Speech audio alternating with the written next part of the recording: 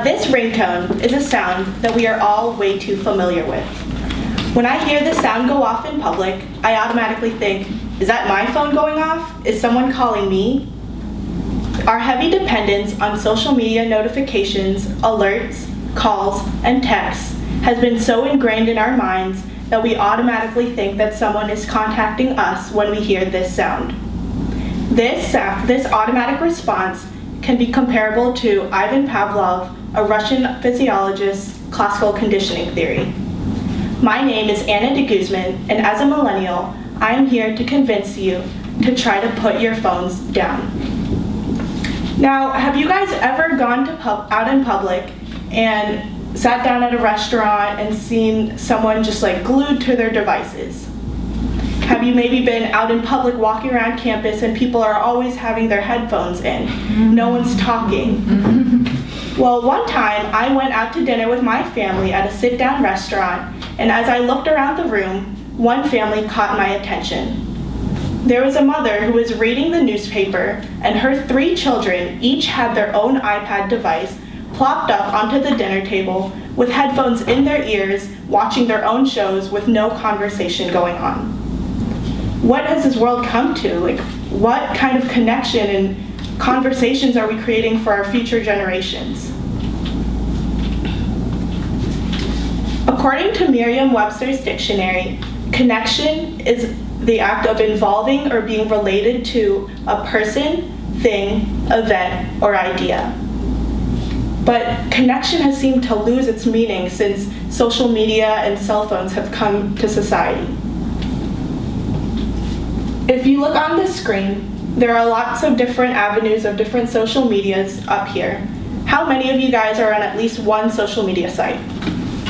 This could be anything from Facebook, Twitter, Instagram, Pinterest, YouTube, and even email. How many of you guys check your social media accounts at least once a day? So it's a pretty common thing. And we've become glued to our devices and we lose our sense of living in the moment. So here are some statistics in regards to social media. 59% of Americans versus a 31% global average actively use their social media every day, according to We Are Social. 176 million people have joined social media in the past year alone.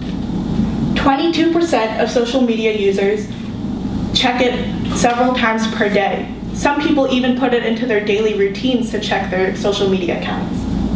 According to a New York Times study done, 1 in 3 people would rather would rather text than talk in person. 40% of people would rather admit to socializing more online than they do in person. This can be related and supported to a social skill model that was done according to a Journal of Addiction Research and Therapy, where they talked about people who prefer to interact online and that causes them to be compulsively and addicted to social media.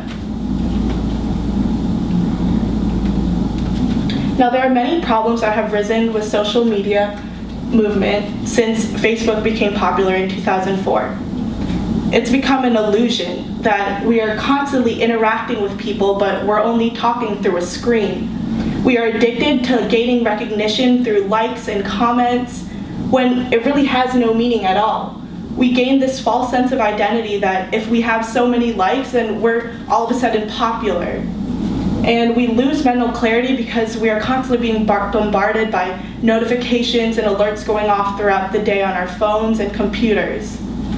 And we become tourists of our own lives where we no longer live in the moment, and we're constantly trying to document every waking moment by saying and living by the mantra "pics" or "it didn't happen." What does that mean? Now, I'm going to show you a clip that I took from Portlandia, where a man is being surrounded by his social media accounts.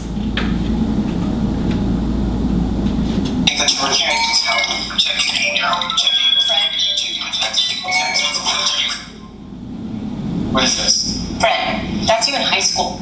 That's you before computers and internet and iPads and YouTube and Tumblr before your fantasy baseball league. for your Netflix queue. Which I have to watch. Now, how do you look? You're in a technology loop. Okay, what should we do? Now he asks an important question. What should we do? In a world where we're always surrounded by all of these networking and computer and technology, what should we do? So to end my speech, we're gonna do a mini activity where each of you guys are gonna pair up.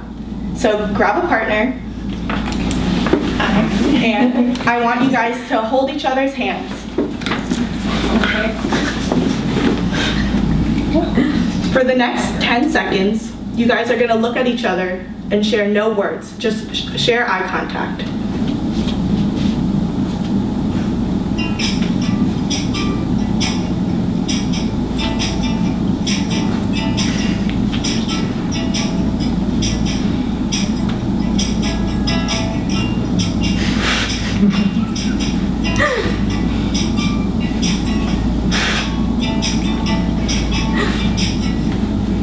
Now this is an activity that I've done at a retreat before, and it may have felt a little silly to just hold someone's hand, some random stranger, and share eye contact.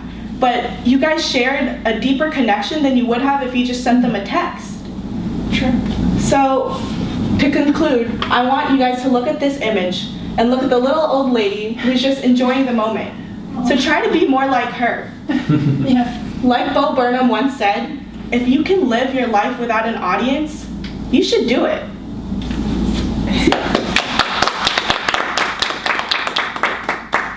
Any questions? Yes. Okay. So how often do you spend on your social media accounts per day, or have you, through your research, tried to maybe lower your contact with it, or?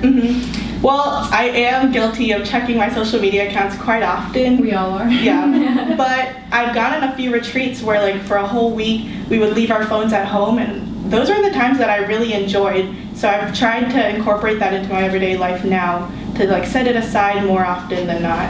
Definitely. What's the overall reaction to like other retreats that you've done of the experiment you just did? The general awkwardness. Yeah, in the beginning it gets really awkward, but we did it with a large group. We would switch partners, and in the end, I was in tears. Like, I got this connection with strangers that I had just met that day, and you wouldn't realize what kind of impact it would have on you. Yeah, definitely. That's awesome. Awesome. Great. Thank you. Good job.